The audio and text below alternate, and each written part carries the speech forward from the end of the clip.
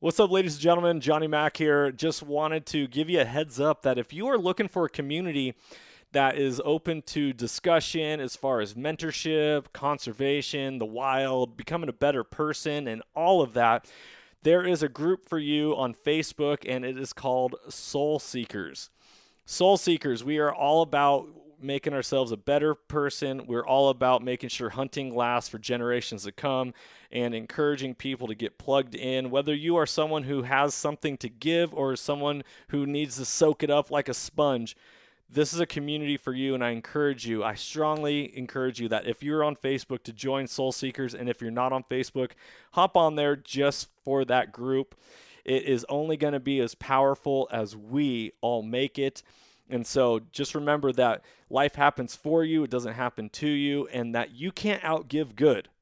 You can't outgive good, people. I want you to understand that, and I want you to believe it, because when we believe that and we lead with courage and we lead with intention, lives are changed, lives are transformed, just like on this podcast, transformation through primal adventure. Be blessed. Enjoy this episode. Talk soon.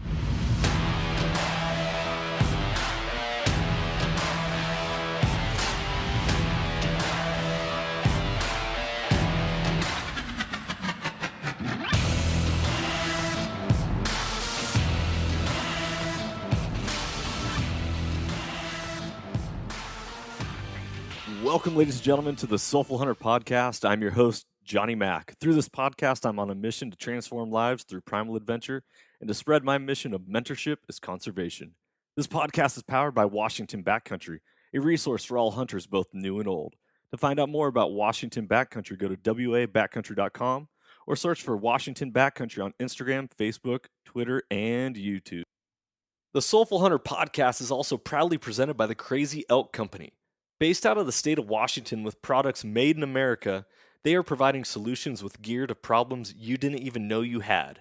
Their tag wallet is one of those solutions, and I had the pleasure of using it on all of my hunts this last year, and it is now a mainstay in my kill kit. The tag wallet is a water-resistant zippered pouch that comes with its own reusable zip ties to safely and securely store your notch tag for quick and easy access. For more information, go to crazyelkcompany.com and use the code SOULFUL with a capital S to save 20% at checkout. Be blessed, everyone, and as always, stay soulful. Ladies and gentlemen, welcome back to another episode of the Soulful Hunter Podcast. I'm your host, Johnny Mack, and today I got a wonderful episode with a repeat guest, and that is Ian Kelbly of Kelbly's Rifles, and he is coming on to talk all about America, freedom, and marksmanship. If you listen to the first episode, we talked all about Kelbly's rifles and what makes a rifle special, what makes it custom, what makes it accurate, and all the different things going into it. Well, I invited Ian to come back on to talk about marksmanship and everything America. So, Ian, thank you so much, brother, for coming on and joining me for another episode.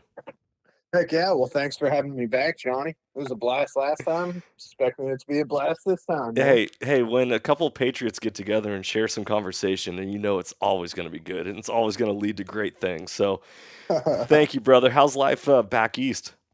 Oh, it's good, man. We're starting to roll into winter. Everybody's out hunting right now, so it's a good time, you know. Oh, yeah. How's that?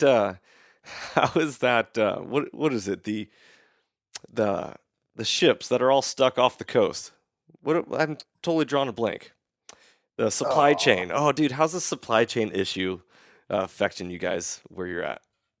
Well, we just set a new Mazak vertical mill yesterday that was supposed to be here on September 16th, and that thing was built and made in Kentucky and had to come up to Ohio, and it was a month and a half late. Oh, So, jeez.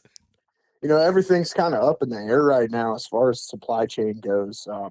Luckily, we pre-buy a lot of our materials and everything like that. So, you know, as long as the mills hold true, we'll be fine on material and everything.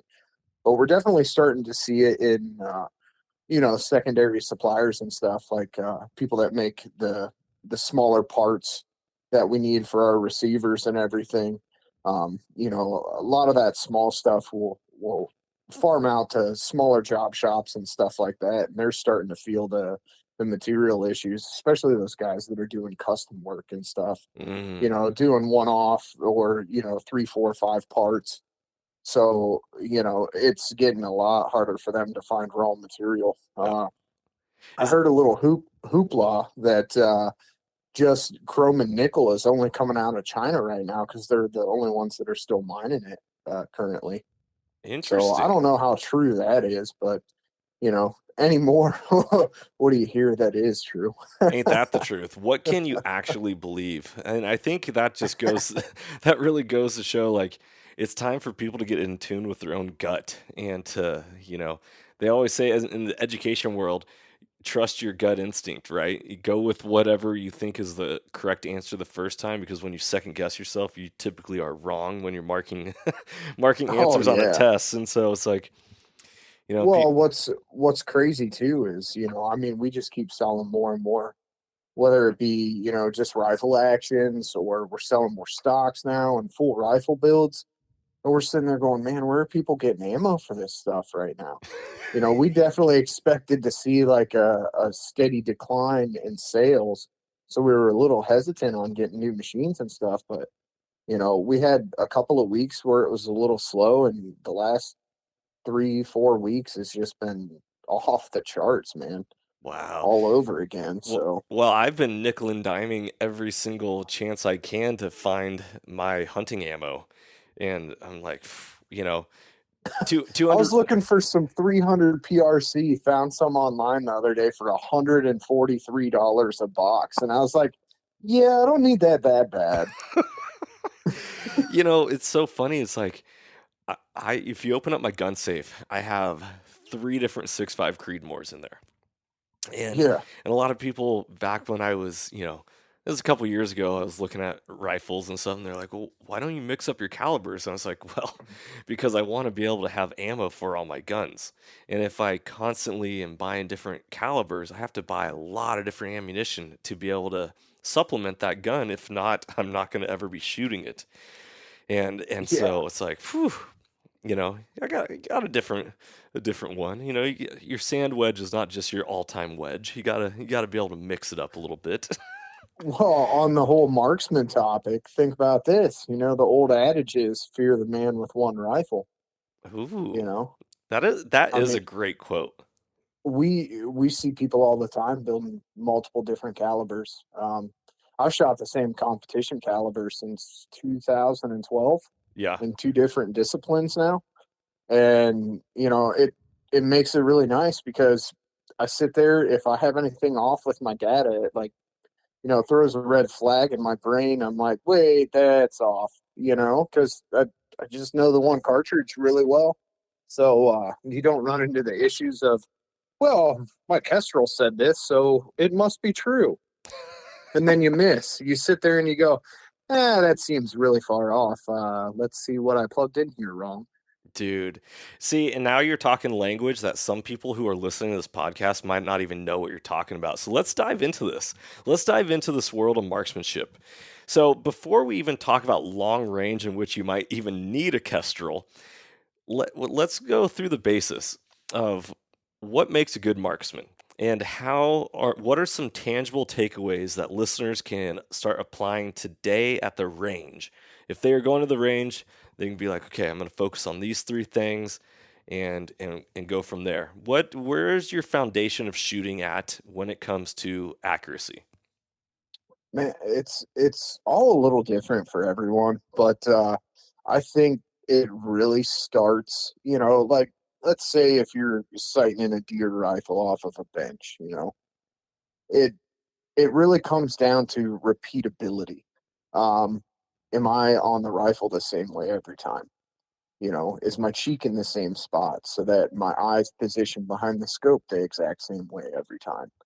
Am I on the rifle the same way so that way when I follow through and feel recoil, am is it hitting me in the shoulder the exact same way every single time? Um, that's honestly the biggest fundamental errors that I see with newer shooters is they constantly break cheek weld, to cycle the bolt or load another round.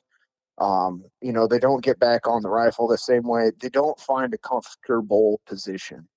Another thing that can translate into is called resting point of aim.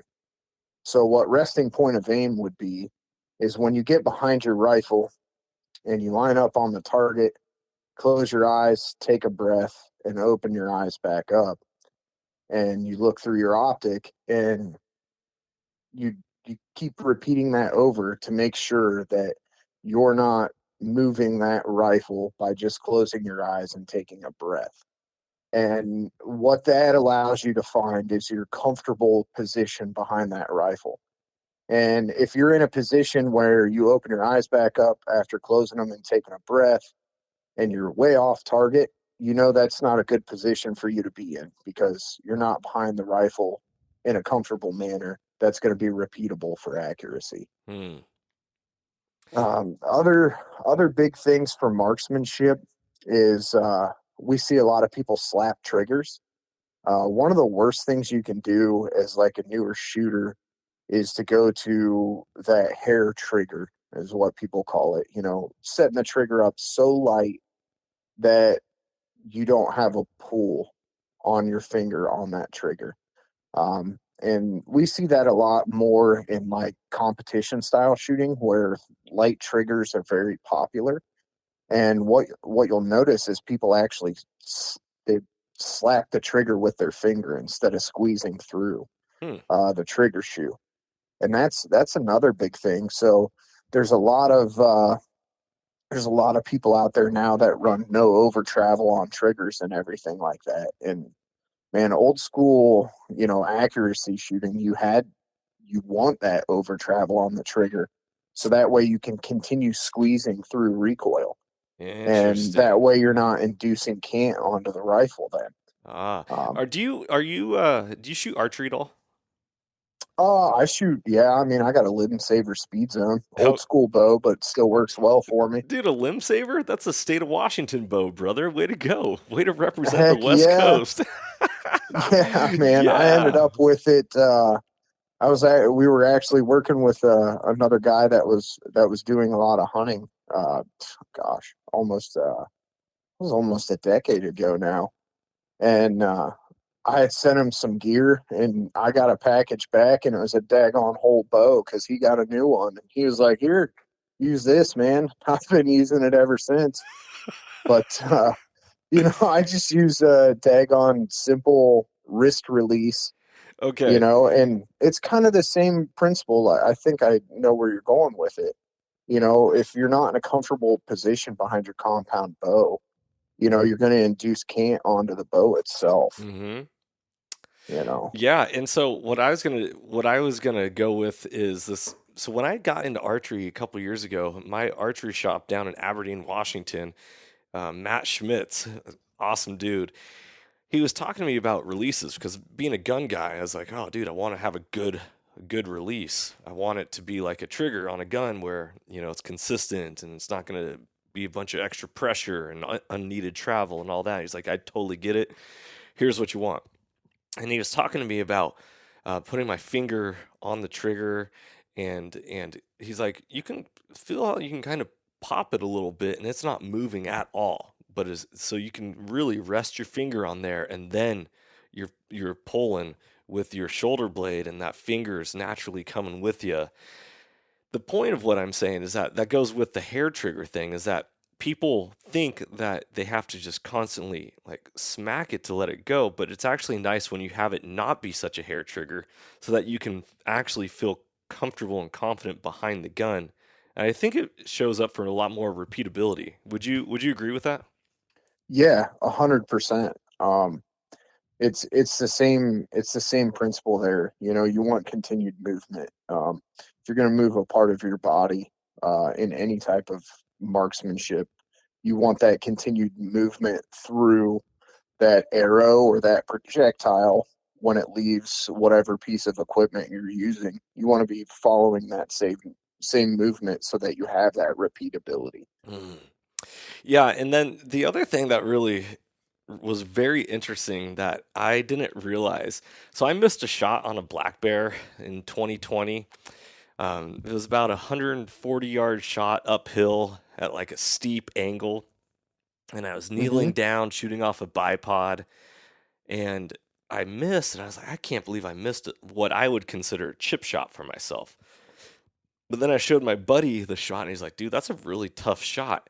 And I think now, hearing this conversation with you and talking about marksmanship, I think I specifically missed because I wasn't comfortable behind the rifle the way I normally would be if I was laying prone, shooting offhand, or doing whatever I was. The way the hill was steep, shooting up at an angle, I couldn't get my body behind the gun. And so that is specifically why I believe I missed on that bear now. Oh, 100%. I mean, it's one of the toughest things is going through all the practice and all the ammunition you're going to go through, or all the times you're going to shoot your bow, trying to put yourself in awkward positions to be accurate in those awkward positions.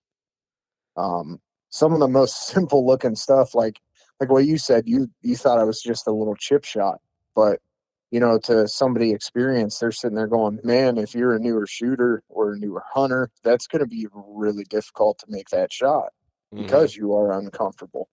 You're sitting there, you're not realizing how much you're inducing cant onto that rifle. And I'd be willing to bet that you probably, after you shot that round, your rifle was probably tilted to the right. I would imagine so. That would have, yeah. Because if you're in an awkward position, you're going to start inducing cant with your the palm of your hand, because you're going to grip the rifle a lot tighter than what you normally would. You're going to try to suck it into your shoulder more, and you're going to try to drive the rifle more than what you really need to. Interesting. Interesting. So when it comes to grounding yourself for shooting, especially for hunting purposes, not necessarily bench rest competitions.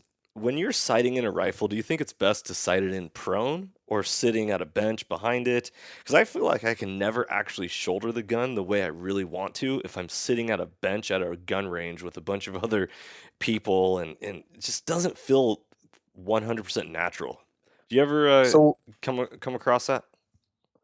So we always tell customers or friends or whoever we're talking to about it at that time that you want to sight your rifle in and you want to shoot your rifle for accuracy, how you're going to use it. If you go and throw your hunting rifle that you're going to be spotting and stalking with, so you're probably going to end up shooting it off shooting sticks, off a tree limb, just freehand standing, type shots. Yep. That's how you want to shoot it and sight it in. And the reason being is you can run into issues with harmonics of the rifle. So, say you're spot stock hunting, and that's what you're intending that rifle for. Well, you throw it into a lead sled that's sandbagged down on top of a concrete bench, that rifle is going to vibrate totally different Mm, than when you actually have it up in your hands. yep. When I sight in a hunting rifle, I typically lay prone with a bipod in the ground. I'm looking for ways to minimize as much vibrations as possible. Because if you're shooting a rifle offhand, it's not going to vibrate that much, because through your body, your body's going to absorb those vibrations. Yep. If you throw the stock up on the side of the tree, that gun's going to vibrate a lot more than you just shooting it offhand. So I think shooting a bipod in the dirt is going to give you kind of the best of both worlds. It's going to give you a little bit of vibration dampening, but at the same time, it's going to give you a little more rigid platform to shoot off of. Okay. So, bench rest rifles, I always shoot them, off of sandbags on the bench. Any of my hunting or my tactical rifles, or anything I intend to shoot off a bipod, I always shoot it prone on the dirt. So that way it's as close to what it's going to be as possible. Man, that makes a ton of sense, and I hope hopefully a lot of people are listening to this and taking notes because that is some wisdom right there. Now, going back to the trigger, is there any specific way you like to keep your finger on the trigger? Is it like, do you think of it as more of a straight pullback or a curl of your finger, or what? Do you So think about this, or and is that a repeatability issue? it really depends on the rifle, right? So my competition rifle, I have a thumb rest on the side of it. So that way my thumb's never wrapped around the grip of the rifle. It's never wrapped around, the rear tang of the action or anything like that.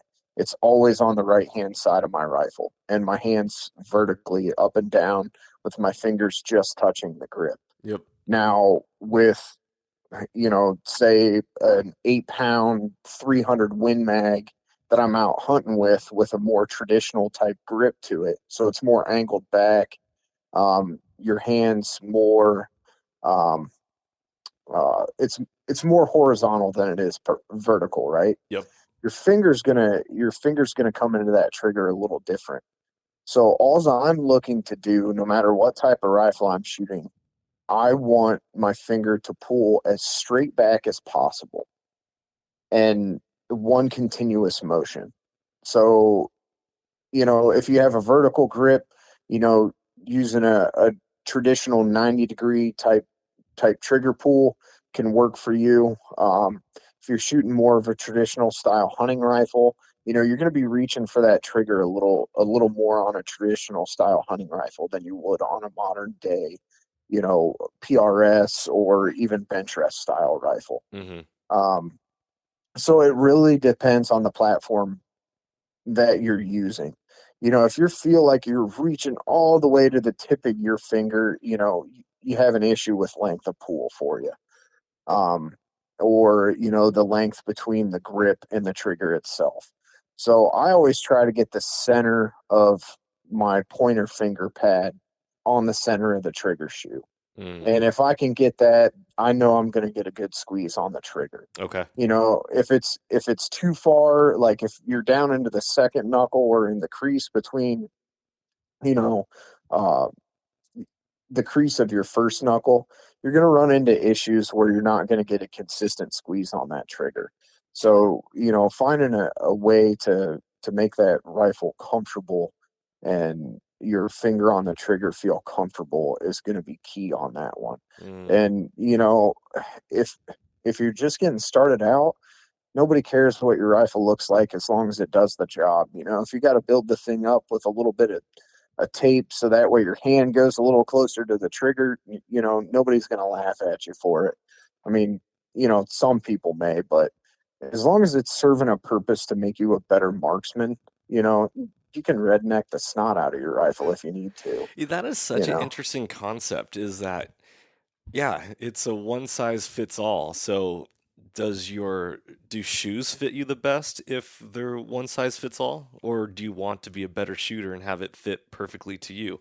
That makes total sense when you're saying, even if it says take some tape and wrap it around to give yourself a little bit more of a boost. That's great Yep. advice. Great I mean, advice. it's it's like like regular shoes compared to custom shoes, Hmm. Um, I walked out of tons of boots over the years, whether it be hunting or just at the shop on concrete floors, so investing in a good custom piece of gear is is a huge help to everyone. And that's why you see so many different stock companies out there. I mean, there are so many direct replacements for whether it be a Tika, a Savage, even Bergara, or whether it comes down to custom rifles as well. It's all the same. The reason why there's such a big stock business is because people are looking for that comfort, the ergonomics behind their rifle. Hmm. It's kind of like a tilt steering wheel in a car. Nobody's going to sit in the same spot or have the same, Right. torso height or anything. So you got to make stuff somewhat adjustable. And that's kind of why you see the rise of all these chassis now, too, because of how just modular they are and how ergonomic you can make them. Which You know, then, you can, yeah, which then leads to why people are hunting with guns like those also now. yep, Is because if someone's that confident and comfortable behind a gun, why not just use it in the field also pursuing animals, especially if you can make the shot at a longer distance if need be. That yeah, that makes exactly. total sense. Okay, Well, and then you get into the whole humane argument as well. You know, the more comfortable you are behind the rifle, the better marksman you are, the more humane hunter you are. right. You know, because nobody likes injuring an animal. I mean, that's like the worst feeling in the world, you know? Yep. Absolutely. So here's one of the things that came to mind is so using your Coda rifle this year has been an absolute blast. Has Well, awesome. has been great. It was so much fun shooting it, sighting it in. I've yet to kill a big game animal, but was able to smoke a coyote on our deer hunt in October, and really looking forward to laying something big down with that rifle soon. Now, what I noticed on the stock that it came in is that for the bolt to be able to be removed, it has a little indent so that you can actually get the bolt all the way out on the backside of the stock. Yep. Now, this last year, Graybow of Graybow Stocks came out with a brand new stock specifically tailored towards hunters. They're called the Phoenix, which I have the stock. I think it's awesome, but now that I understand guns and stocks a whole lot more, they totally screwed the pooch on one specific thing. And that is because it has an adjustable cheek, adjustable comb, it doesn't allow you to remove the bolt without adjusting the comb height. And if you're talking about repeatability, that becomes a huge issue.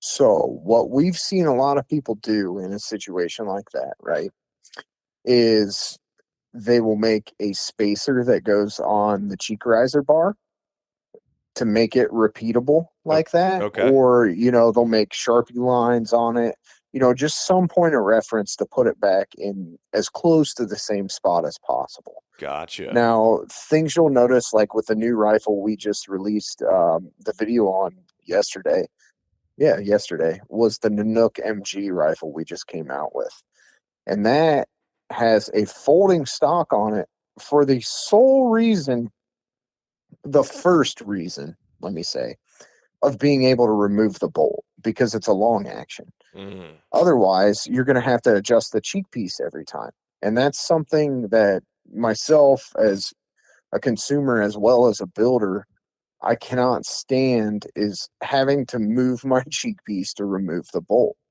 So not only does it help with, packing the rifle, flying with the rifle, whatever you're doing, it also helps you get the bolt out of the rifle without having to touch your cheek adjustment. yes. Okay.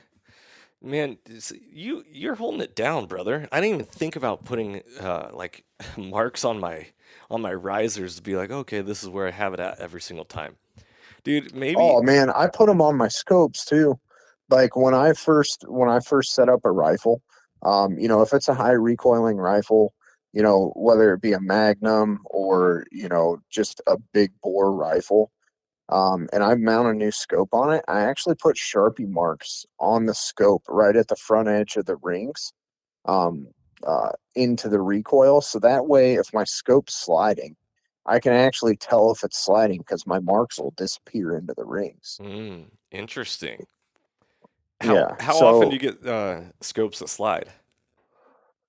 uh, it's, I mean, as I've gotten into this more and more, I mean, in June it'll be 15 years now, at the family business since I got out of college and high school and stuff. But I mean, when I first started getting into it, we saw it a lot. I saw it myself personally a lot more. We see it with customers quite a bit. Especially when they're mounting a high end scope, they don't want to crush the scope tube, so they're real gentle on the screws at first. Which always make sure that you torque everything down to what the manufacturers say to do because they've gone through the testing of it. But there's just some rifles you kind of got to torque stuff maybe just a touch more, a couple inch pounds more than what was stated to you to make sure they don't slide. Hmm. Little tricks that I do as well is like on the inside of my scope rings, I'll actually how to explain this. So if you're looking from the buttstock to the front of the rifle, I'll actually perpendicularly uh, make sandpaper marks inside of my rings, against recoil. So that way you get a little extra bite on the scope there. Mm, Yeah. interesting. Okay. Man, look at that. Okay, so these are all great things to know and for people to add to. We've talked about the stock, we've talked about positioning behind the rifle and behind the scope, we talked about grip and the trigger. What are just maybe a couple other things that people might not be thinking about when it comes to marksmanship? Having a good rear bag is huge. It's critical. I see a lot of guys shoot off their fists. I see a lot of people with their bipods adjusted too high, um, so that they're in an uncomfortable position. They're almost like reaching their neck up into the air to get on the rifle. Like for anything that I'm shooting prone, I run like a Harris 6 to 9 inch bipod. Mm, And with that being said, it may not be the best bipod for hunting, but the investment of $100 bipod or $150 bipod is is crucial for prone shooting, load development, just sighting your rifle in so that way you're comfortable when prone. Getting yourself a good bag, whether it be, say, like like a protector rear bag, a leather bag with the ears on top of it, or just a good flat bag that you can scrunch up and manipulate a little bit to get it to fit the contour of your stock. That's something that's very crucial. And another thing you can test with resting point of aim is that your bipod and your bag setup is solid enough that you can pick your head up off the stock, and then when you look right back through the scope, it hasn't moved on target. That's going to help with recoil as well. So if you have a bag that's, cockeyed to the target and stuff like that, it's actually going to force the rifle over one way or another. Um, and that's going to hurt your accuracy as well. So you definitely want to find a good bag that you enjoy shooting off of. I have bags from Tab Gear. I have bags from Weebad, bags from Short Action Precision, Protector, Edgewood. We have bags from all of them, and they're all great bags. But each one serves its purpose. I'm not going to use 8-inch tall bag for shooting prone. That's more for arm support and, PRS, NRL type competition. yep. Um, or that may be something I carry hunting because I know I'm going to want some arm support. If I got to shoot off of a tree or shoot standing or something like that, Yep. Yep. and they work really well as nice little soft seats as well while you're out hunting too. What's a bag that you would consider to be lightweight and good enough to take into the backcountry? If someone's backpacking into the mountains and they plan on shooting out to 500 yards, potentially, maybe longer on an animal, what's one that's lightweight enough and comfortable enough, but is durable enough to hold up the job? I will say my absolute favorite bag to this day for usability and also adaptability is a Short Action Precision run and gun bag. The reason why I say that, it comes with a flush cup attachment. The bag weighs less than, I think it's like maybe 10 ounces, something like that. So it's got real lightweight fill. It's made of Cordura. On one side, it's got the anti-skid material on it, so you can put it on the bottom of the fore end of your rifle. So, like, say if I am shooting off of a tree or something like that, it's got two clips on it that I can slide it right over my barrel, right over the fore end of my rifle, and shoot right off of a tree. It's also got the flush cup, uh, the push button flush cup sling swivel on it that you pop right into the back of the butt stock of your rifle, so that way it's always attached to your rifle.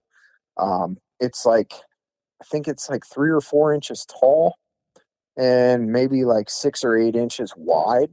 So not only can you use it just laying flat, but you can stand it up on end. You can use the two bands on it that you can slide over your barrel. You can cinch those up real tight, so that way it sucks all the fill real tight together and gives you a little extra elevation out of it.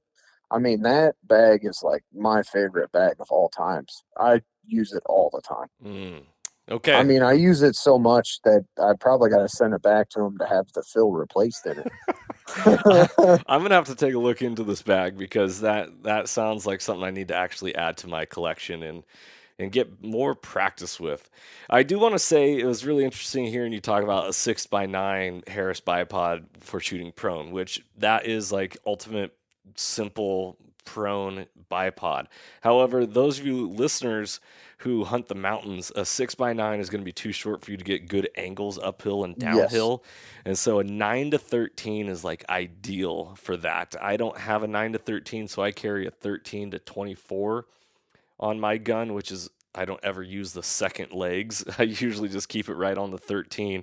But that is a piece of advice for all you listeners out there as to what length of bipod do I need when I'm shooting uphill and downhill in the mountains. So super important. Yeah, and mind you, I mean, when we go to competitions, I have 2 or 3 bipods with me. I have a short one, and I used to carry 3 bipods. Now I have my short 6 to 9 Harris, and then I have my Sky Pod from MDT, and one of our good friends, Sky Thomas, designed that a few years ago, and that's a really adaptable um, Western style bipod. And the reason why I say Western style is, you know, in on the East Coast here in Ohio and stuff like that, we don't have the massive verticality. We don't have, the rocks and the scrub that people out west do, you know. So it's not something that is ever really needed here in Ohio for any of the shooting we do around here, but man, I love going out west and shooting all the field matches and stuff. So it really comes in handy out there. I love it. Dude, Ian, I love chatting with you. By the way, while you were telling me about the folding stock of your new Nanook Oh, I rifle, heard the video. I was like, oh, I see that beard. Look at that man. Just grew it out. You look so savage with that, brother. What's funny is actually a local company here is guys on YouTube by the name of the Bearded Butchers, and their boys actually play on the same football team that my son does, and those guys have big long beards too, and it cracks me up. We always end up yakking at the football games and stuff. And they actually just went out west on an elk hunt and just had a successful elk hunt. So congrats Oh, to those guys that on is that. so awesome. That is so awesome. Okay, so you just dropped some serious knowledge when it came to accuracy and marksmanship. So you talked about comfortability, being comfortable behind your rifle. And that has to do with like the stock shape and how you are consistently. You talked about the trigger pull. You talked about the rear bag. Is there any other like real key tips that you'd say, all right, make sure you got this dialed in before you take off? Not all ammo is equal. Say that again for the Every, people in the back. yeah, not all ammo is equal. I'm not saying it's not a dig on manufacturers or anything like that. Each barrel, each rifle is going to like its own specific bullet is going to be the most accurate in it, or it's going to like its own specific load that's going to be the most accurate in it. Accuracy comes from harmonics of the rifle. So a barrel actually, trying to remember, I think it's a transverse wave. It almost looks like waves in an ocean Hmm. when you shoot a barrel. So up and down waves. Um, One thing is a rifle, why people call it rifle tuning is because you're actually tuning the harmonics of that rifle. That barrel, if the load is wrong for that barrel, will actually settle out in a different point of impact every time. So that muzzle will actually settle down and settle in a different position every time if the load is out of tune. And when you find a load that is in tune, that barrel is going to vibrate the same way every time, and the muzzle is going to return to the same point of impact. So that is a key thing, is finding good ammo that works in your rifle. Mm. And you can also see lot to lot variations because as manufacturers are loading the ammo, they're going to get into different lots of bullets. They're going to get into different lots of brass, different lots of primers. And the big one is different lots of powder. And powder can vary because it is a chemical process to make powder. So it's something that can vary. It doesn't vary as much as it used to, just because of the, efficiency of manufacturing that we see now. But it's something that can change for sure. You can notice between one box of ammo to the next of the same manufacturer, the same bullet weight and everything, you can see, 20, 30, 40, 50 foot a second difference in the ammo. And, it's no fault of the manufacturer. It's just, that's just how ammunition works. So one big thing, like if you look at rimfire shooters, when they find a lot of ammo that works well for their competition rimfire rifles, they will buy. We know people that literally buy pallets of that ammo Mm. because they know that they're not going to find something better than that, and they're at a disadvantage if they run out of that ammo and they can't find it anymore. So a big thing is, if you find a good lot of ammo and your local ammunition store, your local gun store, whatever, or the online retailer that you buy from, if they have a lot of it, buy what you can afford. If you're going to go on 3, 4 hunting trips this year, and you're going to shoot, 100, 150 rounds of practice before that, buy 400 or 500 rounds of ammo so that way you have it. And that way next year you don't have to go through as much with sighting the rifle in and all that as well. Mm. Um, Dude, that like uh, most competition shooters that have been in it a while will have 2 years of ammo on hand, whether it just be the components to load ammunition, but they're never going to run out of ammo middle of the season because that is like the worst situation you can be in, is mm. trying to find a load with new components. Right, So, right. if you can afford it, buy a couple hundred rounds of that ammo. Right now, I know it's like pulling a mortgage to do so, but you know, Well, you're also it's a lot better than a missed animal, that's for sure. that, and you're also investing in your freedom, not just your hobby right now. I feel like lead is becoming a precious metal these days, and it's something that you're never gonna wish. It's like a gun. When you don't have it, you're always gonna wish you had it, and when you had it, you're glad that you don't need to use it if that's the case. I mean, my goodness, retirement accounts did great in 2020.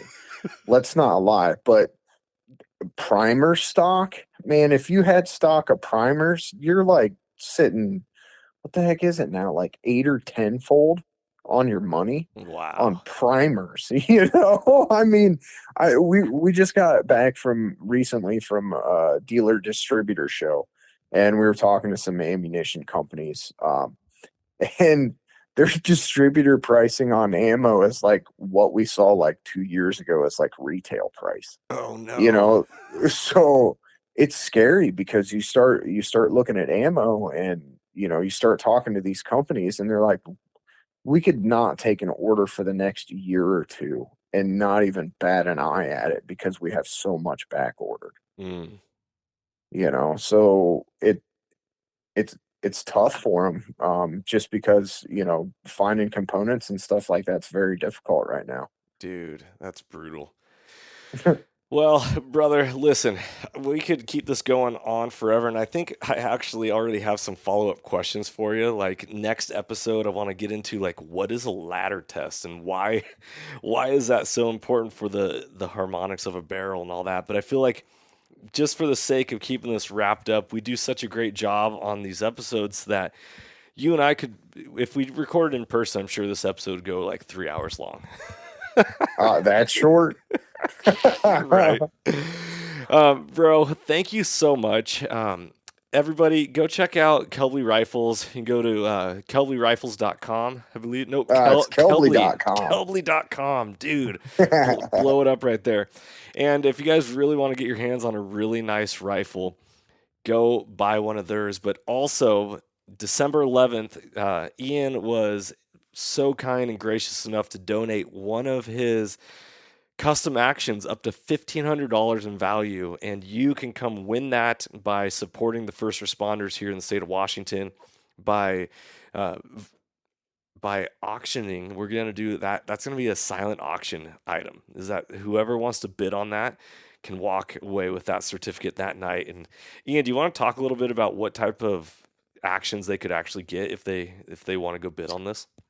So that was a pretty open gift certificate we sent for that one. So what we wanted to do was give anybody that bid on that silent auction and actually won it the ability to choose any of our receivers. So whether it be one of our entry level Atlas actions all the way up to one of our competition actions, you can go with one of those. So whether your passion is just general hunting and shooting, the Atlas or the Prometheus would be great for you. If you're looking to build like a sheep rifle, our new ultralight Nanook action would be a great option for you. If you're wanting to look into short range bench rest, long range bench rest, F class, our Panda actions are a great choice, or even our Golden Bears. So you can literally get any of our actions out there, whether it be from a 223 Remington style action all the way up to a 338 Lapua style action. And other things too. You don't even have to buy our rifles. We make awesome scope rings that on a well-aligned base. You don't have to do any lapping.